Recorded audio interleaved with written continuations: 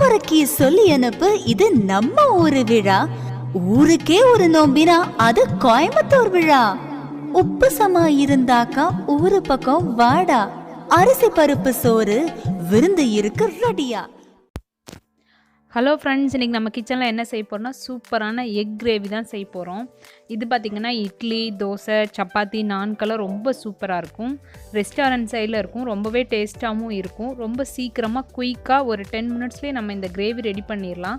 ரொம்ப நேரம் ஆகாது. வாங்க அது எப்படி செய்யுதுன்னு பார்க்கலாம். அதுக்கு முன்னாடி நீங்கள் நான் சேனலை சப்ஸ்கிரைப் பண்ணலைன்னா சப்ஸ்கிரைப் பண்ணிக்கோங்க. பக்கத்து அடிக்கிற பெல் ஐக்கானே கிளிக் பண்ணுங்கள். அப்போ தான் நான் இனிமேல் போகிற வீடியோஸ் எல்லாம் உங்களுக்கு வரும்.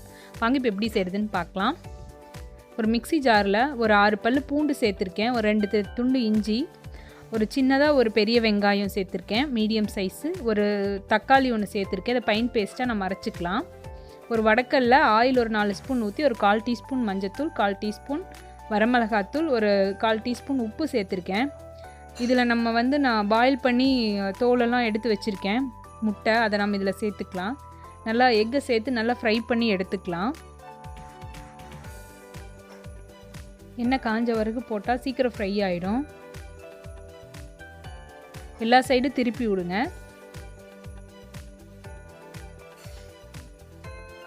நல்லா மொறுமொறுன்னு ஃப்ரை ஆகிற மாதிரி இருக்கணும். பாருங்கள், இந்த மாதிரி தெரியுது பாருங்கள். இந்த அளவுக்கு ஃப்ரை ஆகிருக்கணும். நல்லா எல்லா திருப்பி விடலாம். எல்லா இடத்துலையும் அது ஃப்ரை ஆகட்டும். எடுத்து வச்சுக்கலாம் ஃப்ரை பண்ணி. அவ்வளோதான், போதும். இப்போ அதே எண்ணெயில், அந்த ஃப்ரை பண்ண எண்ணெயிலேயே நான் ஒரு பெரிய வெங்காயம் பொடியாக நறுக்கி வச்சுருக்கேன், அதையும் சேர்த்து இப்போ நல்லா வணக்கிக்கலாம். இது கூட ஒரு கொத்து கருவேப்பிலை ஆட் பண்ணிக்கோங்க.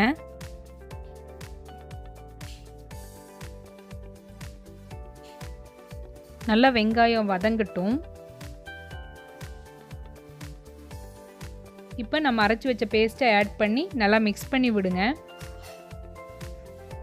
அது கூடயே நான் இப்போ வரமிளகாத்தூள் 1 டீஸ்பூனு, மல்லித்தூள் 1 டீஸ்பூன், 1/2 டீஸ்பூன் சீரகத்தூள், ஒரு 1/4 டீஸ்பூன் மஞ்சத்தூள் எடுத்து வச்சுருக்கேன். அதை இப்போ இதில் சேர்த்து நல்லா மிக்ஸ் பண்ணி விடுங்க. நல்லா மிக்ஸ் ஆகட்டும். இது நல்லா வணங்கணும், எண்ணெய் தவஞ்சு வர அளவுக்கு. இது கூட ஒரே ஒரு பச்சை மிளகா சேர்த்துருக்கேன். இப்போ இந்த அளவுக்கு வதங்கியிருக்கு, கலக்கியிருக்கோம். இப்போ மூடி வச்சலாம் ஒரு 5 மினிட்ஸில். அதோட பச்சை வாசலாம் போய் எண்ணெய் தெளிஞ்சு வரணும். பாருங்கள், ஒரு 5 மினிட்ஸ் ஆயிடுச்சு. நல்லாவே அதோட ராஸ்மெல்லாம் போய் நல்லா சூப்பராக ஸ்மெல் வருது.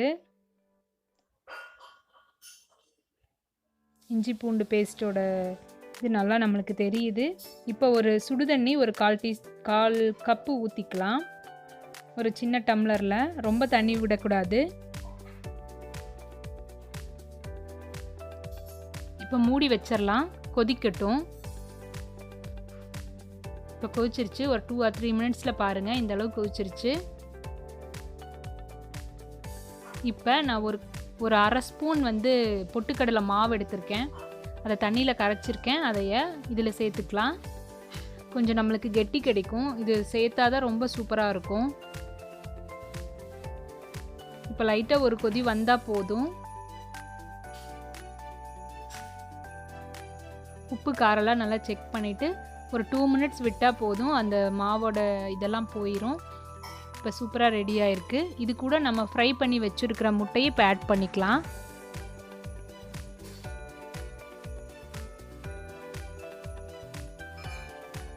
ஆட் பண்ணி மிக்ஸ் பண்ணி விடுங்க. அவ்வளோதான் ஃப்ரெண்ட்ஸ், சூப்பராக நம்மளுக்கு எக் கிரேவி ரெடி ஆகிடுச்சு. இப்போ ஒரு கொதி வரட்டும். அது